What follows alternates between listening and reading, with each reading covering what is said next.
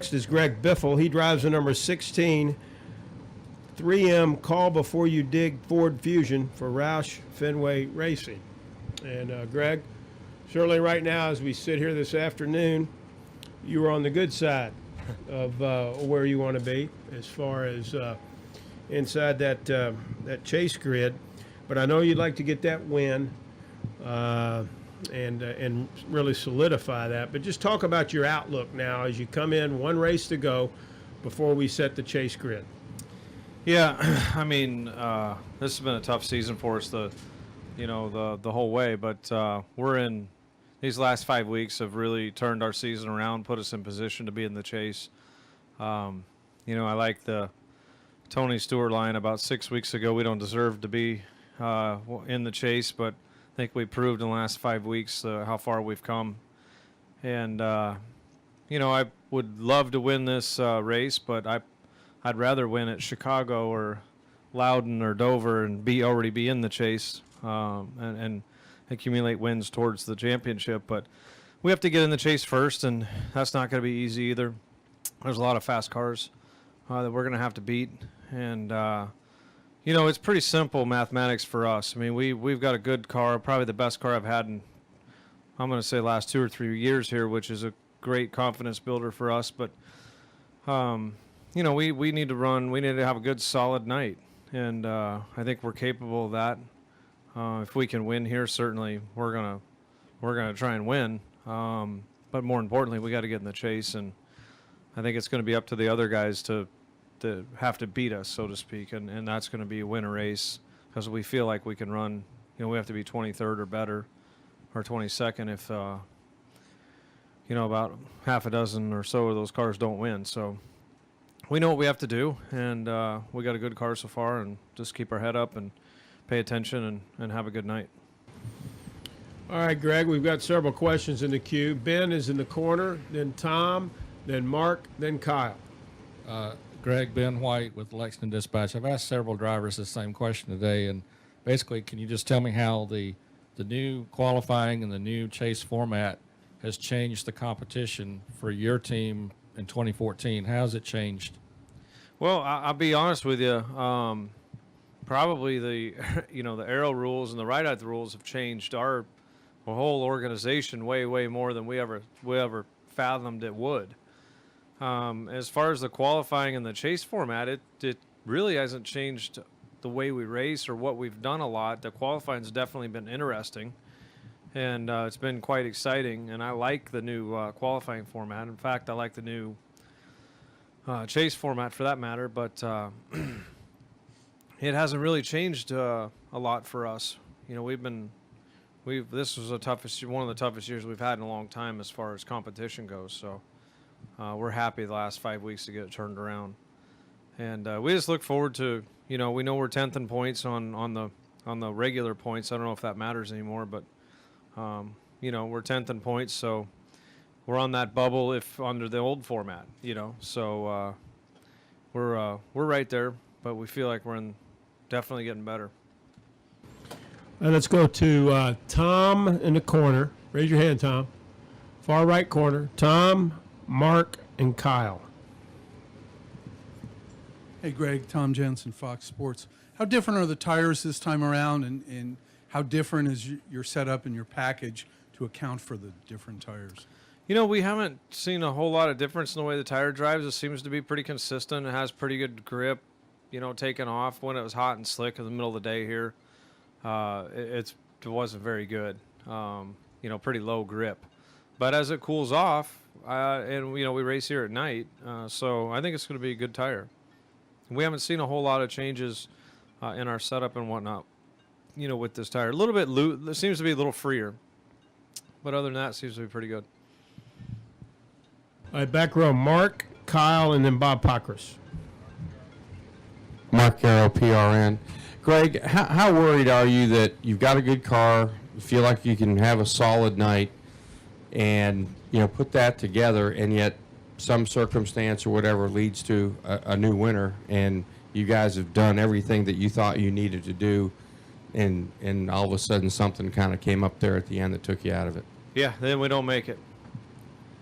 I mean, we're out. If somebody new wins, then we'll have to try for next year. To Kyle, Bob, and then Marty Smith. Greg, Kyle McCurry, Fox 46. This race has brought a lot of excitement, so to speak, over the years. A lot of tempers have flared at the end of the race. I just wonder if you think the new chase format has impacted this race in any way. You know, I wouldn't say so. I mean, it's going to get dicey at the end of it. I mean, maybe after tomorrow night we'll see. But we know it's going to get dicey because there, you know, as Mark just mentioned, you know, if there's a new winner, then that's going to impact it. And so there's, you know, all those guys, the 1, the 40, you know, 2 and 15, all those guys, 27, they're all going to be trying to, that's their last lunge for life to get in. And so, you know, whether it's stay out, take 2 tires, whatever, get up there, block all they can, you know, run a guy up out of the groove. They're going to do whatever they can to try and win, to get in the chase. So, you know, we know it's going to be, we hope that it's uneventful and, you know, one of the guys that have won already wins it. But I know that it's going to be dicey up front with those guys trying to get their win. Yeah, I mean, you know, the thing about it is we don't need to. I don't know. It's a tough scenario for us to play because, in one aspect, we don't need to win to get in, but in the other aspect, we do need to win to get in if one of those guys wins. So, it's you know, we're certainly going to try and win, but we can't. We've tried to win the first 25 races and haven't been successful yet. So. We're going to try and win. Neither have they. So I think everybody's tries to win every race they show up at, no matter what the circumstance is. Let's go to Bob Pockris, right here in the front row, and then over here to Dave, and then to Paul. Bob Parker, Sporting News. So you're talking about what the guys will do to win. Is that considered okay? I mean, does the code change for guys who need a win as far as the way you expect them to race and how you would expect yourself to race?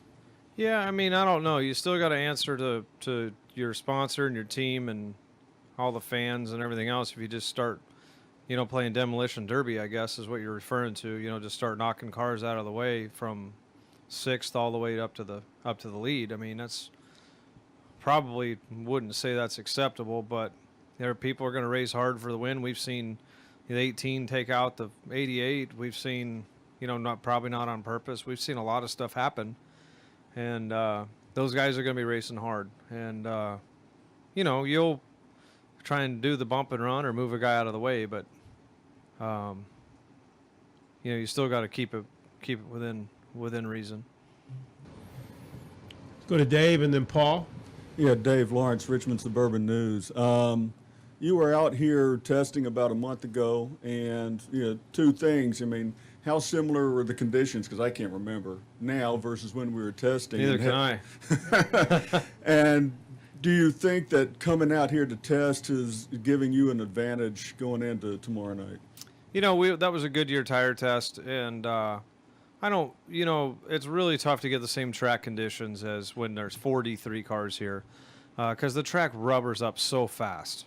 You know, when we started out at 9 o'clock this morning until 11:30, the track changed so much.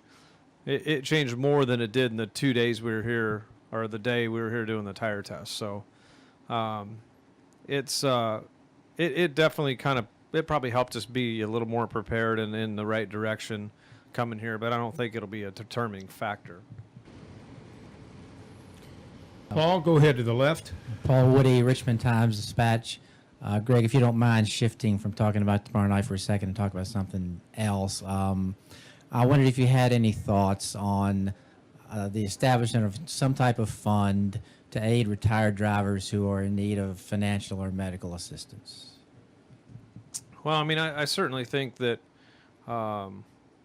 any retired athlete that, whether I wouldn't even, I think there needs to be some sort of you know, benefits package or a fund or something to that effect for guys that ended up on the less fortunate side of things. I'm in favor of it, you know, because we see a lot of players, you know, of all sports end up on hard times at some point. So I think I would be in favor of something to that degree.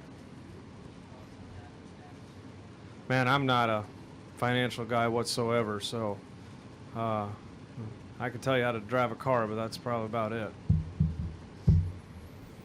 Any additional questions for Greg? Greg, thank you for coming Thank you. in.